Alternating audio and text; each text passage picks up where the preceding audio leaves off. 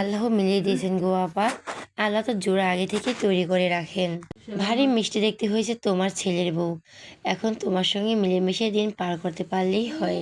সুন্দর বৌমা এনেছো, ছেলের বউকে হাতের মুঠোয় রেখো, নইলে দেখবে সুন্দরী বউ পেয়ে ছেলে তোমাকে না ভুলে বসে। ওসব নিয়ে আপনাকে এখন না ভাবলেও চলবে। মেয়েটা সবেমাত্র আমার বাড়িতে পা দিল, তাকে তোমরা চেনো না পর্যন্ত, অথচ এখন তোমরা ভবিষ্যৎবাণী দিয়ে দিচ্ছ। ও মা, আমি ভবিষ্যৎবাণী দিলাম কোথায়? আমি তো কথার কথা বললাম। শাশুড়িদের অত নরম মনের হলে হয় না, এতে সংসার হাতছাড়া হয়ে যায়। তো এই সংসারটা কার? আমার পরে ওরই তো সংসার। তোমরা সবাই শুনে শুনে রাখো, আমার বাড়িতে আমার বৌমাকে দেখতে এসেছো, দেখে যাবে, খাওয়া দাওয়া করে যাবে, কোনো রকম উল্টোপাল্টা কথা বলার চেষ্টা করবে না। রিফাত কোনো কারণে মায়ের কাছে আসছিল। সে বাইরে দাঁড়িয়ে মহিলার কথাগুলো শুনছিল। মাথায় রাগ উঠে গিয়েছিল। মায়ের উত্তর শুনে সে চুপচাপ সেখান থেকে সরে যায়। আজকের মতো ভালো একটা দিনে সে কোনো রকম ঝামেলা করতে চায় না। রাত প্রায় 10টা বেজে গেল। অনন্যা বেশ ক্লান্ত হয়ে পড়েছে। কোন বেলায় সে এখনো সাজগোজ করে বসে আছে। মাঝে খানিকটা জার্নিও করেছে। ছোলা বেগম একমাত্র ছেলের বিয়ের ঝামেলা এদিক ওদিক করতে করতে মেয়েটাকে একটু বিশ্রামে পাঠাতেও ভুলে বসেছেন। রত্নাকে ও ডাকছে। মনসুরা বেগম রত্নার এমন বেখালিতে মেয়েকে বকলেন, নিজেকে নিজে বকলেন খানিকক্ষণ। অনন্যাকে নিয়ে যাতে খাবার খাওয়ালেন, মাথায় হাত বুলিয়ে আদর করে দিলেন। বললেন, যাও মা, বিশ্রাম করো গিয়ে, আজ বেশি ধকল গিয়েছে তোমার ওপরে। ফরজের নামাজ পড়ে তোমাকে একদম এদিকের কথা ভাবতে হবে না। রুম থেকে বেরোবেন না, বিশ্রাম করবে, ঠিক আছে? শাশুড়ির মন জয় করার জন্য সকাল সকাল কাজে লাগাতে হবে। তোমার শাশুড়ির মন আগে থেকেই গলে আছে। শাশুড়ির কথা শুনে অনন্যা মাথা নিচু করে নিল। মনে মনে অনেক কিছুই ভাবলো। মনসুরা বেগম রত্নাকে ডেকে বললেন, যাও, তোমার ভাবিকে রুমে দিয়ে আসো। ওদিকটা সব কিছু ঠিকঠাক করে তবে তুমি বিশ্রাম নিতে যাবে, ঠিক আছে? আচ্ছা মা, চলুন ভাবি। রত্নাবালার ভঙ্গি দেখে অনন্যা মাথা নিচু করে মুচকি হাসলো।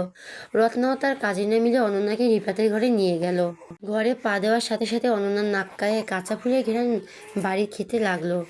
এত সুন্দর ঘেরান অনন্যার ভেতরে ক্লান্তিগুলো যেন উড়ে গেল। তার ভিতরে অদ্ভুত অনুভূতিটা ডানা মেলল। এতটা সময় সেই অনুভূতি অনুভব করেনি। তার ভেতরটা কেমন কেঁপে ওঠে। না বলো, এই যে ভাবি, এটাই এখন থেকে আপনার ঘর, এই ঘরের মালিক আপনি। এখন থেকে আপনি এই ঘরের সম্পূর্ণ রাজত্ব চালাবেন। অনন্যার কাছাকাছি গিয়ে চোখ টিপ দিয়ে বলো, আর প্রফেসর রিভাতের এই ঘরের ভাড়াটিয়া। রত্নার ইচ্ছে করছে রত্নার মাথায় একটা বাড়ি মেরে দিতে। মেয়েটা ভীষণ জ্বালাচ্ছে। রত্না আবার বলল, শুনুন ভাবি, আপনি যতই মনে মনে রাগ করেন, কিছুই করার নেই। আপনি বরং এখন ঘুরে ঘুরে রুমটা দেখেন। ফুল দিয়ে কত সুন্দর করে সাজানো হয়েছে। ভাইয়া এলে তো আর লজ্জায় চোখ তুলে তাকাতেও পারতেবেন না মনে হয়। রত্নার এক কাজিন বলল, রত্না ভাবিকে কিন্তু তুই সত্যিই ভীষণ জ্বালাচ্ছিস। একমাত্র রায়বাগিনী ননদিনী আমি, ভাবিকে জ্বালাবো না তো কাকে জ্বালাবো শুনি? শ্বশুর বাড়িতে যাওয়ার আগে ভাইয়ের বউকে জ্বালিয়ে একেবারে কয়লা বানিয়ে যাব। অনন্যা কিছু বলছে না। সে তার নতুন অনুভূতি সামলাতে ব্যস্ত। কিছুটা ভয়, লজ্জা, ভালো লাগা, অস্বস্তি মিশ্রণে এই অনুভূতির সঙ্গ নতুন পরিচিত সে। আপনারা অনন্যাকে খাটে বসিয়ে দিয়ে মাথায় ঘোমটাটা সুন্দর করে সেট করে দিয়ে চলে গেল। অনন্যার মনে হলো রত্না দরজাটা বাইরে দিয়ে তালা মেরে দিল। অনন্যা এবার রুমের চারদিকে ভালো করে চোখ বোলালো। বিভিন্ন রঙের বিভিন্ন ফুল দিয়ে সাজানো হয়েছে। খাটে বেশিরভাগ হাসনাহেনা গোলাপ আর গাঁদা ফুল দেওয়া হয়েছে, যার ঘেরান সম্পূর্ণ রুমটা ভরে আছে। অনন্যা ফুলগুলো হাত বোলালো, ঘেরান নিল। যার ঘেরান সম্পূর্ণ রুমটা ভরে আছে। অনন্যা ফুলগুলোয় হাত বোলালো, ঘেরান নিল। অনন্যার দ্বিতীয় বিয়ে হলো এমন ফুল দিয়ে সাজানো বাসর প্রথমবার। রুমের দক্ষিণে একটা বড় জানালাও আছে, বন্ধ। খুলে দিলে হয়তো সেখান থেকে সিদ্ধ চাঁদের আলো পড়বে, দক্ষিণা বাতাসে মন ভরবে। বাইরে থেকে চেঁচামেচির আওয়াজ ভেসে আসছে, সঙ্গে ভেসে আসছে অনন্যার ভেতরে হঠাৎ কাঁপন শুরু হলো। সে নিজেকে স্থির রাখতে চাইলেও পারছে না। মানুষটা তার কাছে, তাকে চেয়েও বহু আগে তার হবে না করতে করতে আজ তার অর্ধাঙ্গিনী। সে বলেছিল, আমার ভালোবাসা সত্যি হলে একদিনের প্রতীক্ষা পুরস্কার আমি তোমাকেই পাবো। তাহলে তার ভালোবাসাটা সত্যিই ছিল। রত্না রিফাতকে আটকে দিয়েছে প্রাণপ্রিয় বউকে কাছে পেতে হলে। তাহলে শর্ত পূরণ করতে হবে, তবেই সে তার রুম পর্যন্ত পৌঁছাতে পারবে। রিফাত বিরক্ত নিয়ে বলল, এই তুই কি শুরু করেছিস বলতো? তুই কি আসলে আমার বোন নাকি পাশের বাড়ির বোন? ভাইয়া একদম বাজে কথা বলবে না, তাড়াতাড়ি পকেটে হাত দাও, আমাদেরটা আমাদের বুঝিয়ে দাও। অনন্যার বাড়িতে তুই প্রত্যেকটা ব্যাপারে এমনভাবে সবার সর্দার হয়ে আদায় করেছিস, নিজের ভাইয়ের দিকটা তুই বুঝবি না? আশ্চর্য তো। অত বুঝে আমার কাজ নেই। আমার বান্ধবীর বিয়েতে আমি আমার দুলা ভাইয়ের কাছে থেকে আদায় করেছি, এখন আমি আমার ভাইয়ের কাছ থেকে আদায় করব। বউকে পেতে চাইলে অবশ্যই তোমাকে শর্ত পূরণ করতে হবে, তবেই তুমি তাকে পাবে। জানো ভাইয়া কি সুন্দর করে ভাবিকে সাজিয়েছি, নাকি একদম অনন্যা লাগছে। রিফাত রত্নার হাতে 5,000 টাকা ধরিয়ে দিল। রত্না আর দমনা করেনি, ভাইটাও তার বড্ড ক্লান্ত, এখন একটু বিশ্রামের প্রয়োজন অবশ্যই। রত্না হাতে টাকা পেয়ে দরজাটা তালাটা খুলে সেখান থেকে সবাইকে নিয়ে সরে পড়লো। ভেতরে ঢুকে দরজাটা নবটা লাগিয়ে দিল। অনন্যা তাকে সালাম দিল, সালাম দিয়ে মাথা নিচে করে খাটের একপাশে রিফাত এগিয়ে গিয়ে সালামের উত্তর দিল। অনন্যা চিবুক ধরে মাথাটা উঁচু করে বলল, মাশাআল্লাহ। একটা চুমুক দিল, দুহাত ধরে দুহাতে চুমু দিল। অনন্যাকে ধরে খাটে নিয়ে বসালো, জিজ্ঞেস করলো, নতুন জীবনের জন্য শুকরানার নামাজ আদায় করছো? নিচু গলায় বলল, হ্যাঁ, ইশারা নামাজের সঙ্গে আদায় করে নিয়েছি। মাশাআল্লাহ, তুমি আমার প্রতীক্ষার পুরস্কার। যে ফল, আজ এই সাজে তোমায় দেখে ইচ্ছে করছে সারা রাত তোমার দিকে তাকিয়ে থাকে। রিবাত কথাটা বলতে রুম থেকে বাড়তি একটা আওয়াজ এলো, বলে উঠলো, রত্না আপু ঠিকই বলছো, আজ আর ভাইয়ের বাসর হবে না, সারা রাত বউকে দেখেই কাটিয়ে দিবে। অনন্যা রিভাতের হঠাৎ এমন কণ্ঠ পেয়ে ছিটকে খাট থেকে নিচে নেমে দাঁড়ালো। রিভাতের চোখ বড় বড় হয়ে গেল, বলল, এসব কি? খাটের নিচে মোট 4 জন ঘাপটি মেরে বসে রয়েছে। যে কথাটা বলে ফেললো সে নিজেই ভুল বুঝতে পেরে জিভ কামড় মারলো। বাকি 3 জন তার মাথায় হাত দিয়ে আস্তে করে চড় মারলো। ফিস ফিস করে বলল, দিলি তো সর্বনাশ করে, রত্নার সময়ের মধ্যে এসে আমাদের বাঁচিয়ে নিত, আর এখন তো ধরা পড়ে গেলাম আগেই। বলো, এই তোদের কারো কাছে ফোন আছে? তাহলে রত্নাপুকে একটা কল কর। সবাই মাথা নাড়লো, কারো কাছে ফোন নেই। ভাইয়া এবার নির্ঘাত আমাদের গর্দান নেবে। অরণ্য আর চোখে রিপাতের অসহায় মুখটা দেখলো, তার ভীষণ হাসি পাচ্ছে রিপাতের অবস্থা দেখে। রিফাত ভীষণ হাসি খুশি বন্ধুসুলভ একজন মানুষ, তাই সবাই তার সঙ্গে মজা করার সাহস পায়, আনন্দ পায়। কোথাও খুঁজছে না কাউকে, সে জানে বিচ্ছুগুলো খাটের তলায় রয়েছে। রিফাত রত্নাকে ফোন করে বলল, তাড়াতাড়ি আমার ঘরে এসো, আসার আগে স্টোর রুম থেকে বড় মোটা দড়িটা নিয়ে আসবে। রিফাতের কথা শুনে খাটের তলায় বিচ্ছু গলার শুনে শুকিয়ে আসে। রত্না ভাইয়ের কণ্ঠস্বর শুনে বুঝতে পারলো কিছু একটা গন্ডগোল হয়েছে, ওরা হয়তো ধরা পড়ে গেছে ভেবে রত্নার ভয় লাগছে। ভাইয়া নিশ্চয় এবার আর তাকে ছেড়ে দেবে না, তার ঘরময় পাইচারি করছে। খাটের তলা থেকে ওরা রিফাতের পা জোড়া দেখেই যাচ্ছে। অনন্যা কিছুই বলছে না, চুপচাপ দাঁড়িয়ে রিফাতের গতিবিধি লক্ষ্য করেছে। রত্না ভয়ে ভয়ে তার ভাইয়ের ঘরে নক করলো, দরজাটা খুলে দিল। রত্না এই কাশিনীর সঙ্গে বাকিগুলোও নিয়ে এসেছে। রিফা দরজাটা খুলে দিয়ে বলল, এসো ভেতরে এসো। দড়ি এনেছো? কই দাও বলে রিফাত হাত বাড়িয়ে দিল রত্নার দিকে। রত্না আমতা আমতা করে বলল, ভাইয়া এখন তো অনেক রাত হয়েছে, ঘুমানোর সময়, এখন তুমি দড়ি নিয়ে কি করবে? রত্নার গলার স্বর পেয়ে খাটের তলা থেকে ওরা 4 জন বের হয়ে এলো আস্তে আস্তে। রিফাত বলল, টাকাগুলো ফেরত দাও। কেন ভাইয়া? এটা তো আমাদের পাওনা, দেখো কত সুন্দর করে তোমাদের রুমটা সাজিয়ে দিয়েছি। খাটের নিচে কি করছে? ইয়ে মানে আসলে আমি জানি না তো ভাইয়া। সবগুলো লাইন দিয়ে দাঁড়াও। রত্না সহ সবাই এক লাইনে দাঁড়ালো। রিফাত গম্ভীর স্বরে বলল, কানে ধরো ভাইয়া। রত্না দড়িটা দাও। সেই 4 জন খাটের নিচে ছিল, ওদের বেঁধে সে কোনো একটা খাটের নিচে ওদের ফেলে রাখবো। 4 জন সসম্মানে বলে উঠলো, ভাইয়া আমরা থাকতে চাইছি, রত্না আপু আমাদের থাকতে বলেছে। ওদের এভাবে পোল্ট্রি নিতে দেখে রেগে গেল রত্না, চোখ দিয়ে ইশারায় বোঝালো, পরে দেখে নিব। অন্যার এসব আর ভালো লাগছে না, ভীষণ ক্লান্ত লাগছে, তবুও কিছু বলছে না। মনসুরা বেগম মেয়ের খোঁজ খবর করতে ছেলে ঘরের সামনে এসে অবাক হলেন, সাথে রেগেও গেলেন। দরজা দাঁড়িয়ে বললেন, না মজা করার সময় তো আরও আছে, ওরা ক্লান্ত, ওদের বিশ্রাম নিতে দাও। রিফাত, এখন ওদের ছেড়ে দাও, এখন তোমরা বিশ্রাম নাও। সবাই সুযোগ পেয়ে পালিয়ে গেল। ম্যাডাম চলুন, ফ্রেশ হয়ে নিন, হালকা লাগবে, ভালো লাগবে। রিফাত নিজের আলমারি থেকে সাদা গোলাপি মিশ্রণের একটা শাড়ি এনে অনন্যার হাতে দিল। শাড়িটা দেখে অনন্যা অবাক হয়ে গেল, বলো, এই শাড়িটা আমার? হুম, তোমার এই ঘরে যা আছে সবই তোমার সাথে এই রক্ত মাংস গড়া মানুষটারও। রিফাতের কথা শুনে অনন্যা মাথাটা নিচু করে নিল।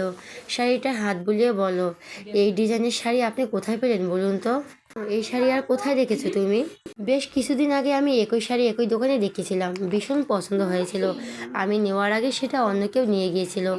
দোকানদারকে জিজ্ঞেস করতে বলল, সেই মার কোনো শাড়ি নেই, তাই আর নেওয়া হয়নি। এটাই সেই শাড়িটা।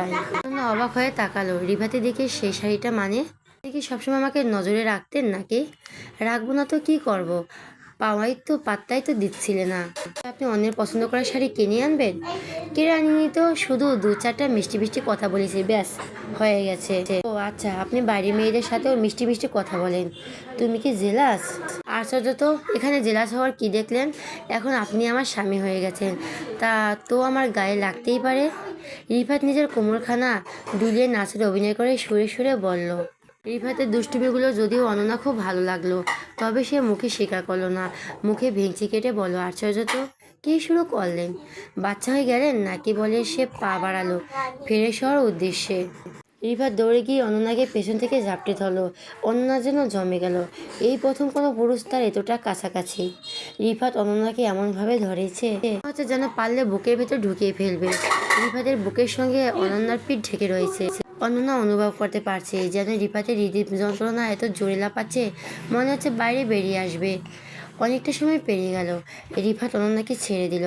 অনন্যা চুপচাপ গিয়ে ফ্রেশ হয়ে এলো। রিফাত ততক্ষণে নিজের রুমের সঙ্গে লাগোয়া বারান্দায় গিয়ে দাঁড়ালো, আকাশের দিকে তাকিয়েছিল। সৃষ্টিকর্তার অপরূপ সৃষ্টি, রাতের তারা ভরা আকাশ মন ভরে দেখলো, হৃদয় দিয়ে অনুভব করলো। মনে মনে সে বারবার আল্লাহর শুকরিয়া আদায় করতেই থাকলো।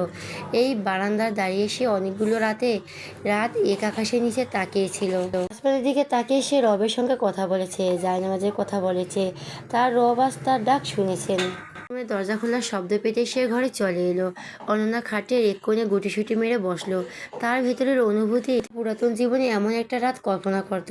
সে কল্পনা পুরুষ ছিল অন্য একজন, তবে তার সঙ্গে অনন্যার কোনো রকম যোগাযোগ ছিল না, না ছিল কোনো রকমের প্রেমের আলাপ।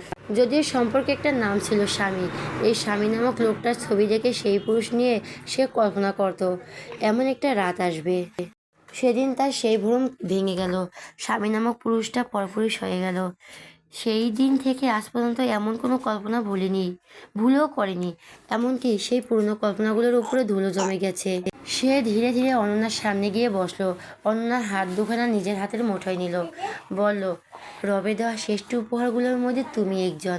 তবে তুমি আলাদা কেন জানো? কারণ তোমাকে আমি রবের কাছ থেকে চেয়ে নিয়েছি। আমার সৃষ্টিকর্তা আমার রব। আমি যা চাইতে আমাকে সব কিছু দেন, তবে তোমাকে আমি তার কাছ থেকে চেয়েছি বহুবার, হাজারবার চেয়েছি। তিনি আমাকে শুনেছেন, তোমাকে আমার করে দিয়েছেন। আমার বিন্দুমাত্র কষ্ট হলে হবে রব আমার প্রতি নারাজ হবেন। তবুও বলছি, আমি মানুষ মাত্রই ভুল।